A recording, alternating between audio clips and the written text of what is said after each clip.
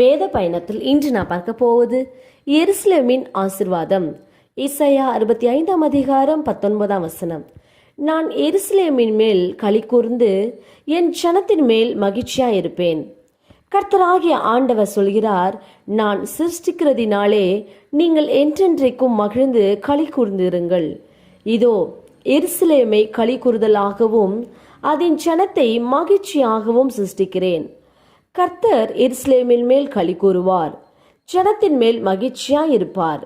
அழுகையின் சத்தமும் கூக்குரலின் சத்தமும் அதில் இனி கேட்கப்படுவதில்லை. இனி அற்ப ஆயுசுள்ளவர்கள் அங்கே இல்லை. அவர்கள் வீடுகளை கட்டி குடியிருந்து திராட்சை தோட்டங்களின் கனியை புசிப்பார்கள். கைகளின் கிரியைகளை நெடு நாளாய் அனுபவிப்பார்கள்.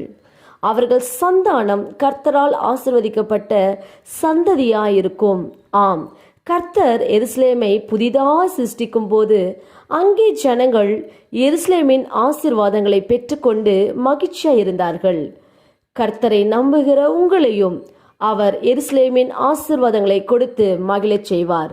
நாம் ஜெபிப்போம். அன்பின் பிதாவை கேட்ட வார்த்தையின்படியே நீர் எங்களுக்கு செய்யப்படுற கிருபைக்காய் ஸ்தோத்திரம். இயேசுவின் நாமத்தில் ஆமேன். கர்த்தர் தாமே இந்த வார்த்தையை கொண்டு உங்களை ஆசீர்வதிப்பாராக. ஆமேன்.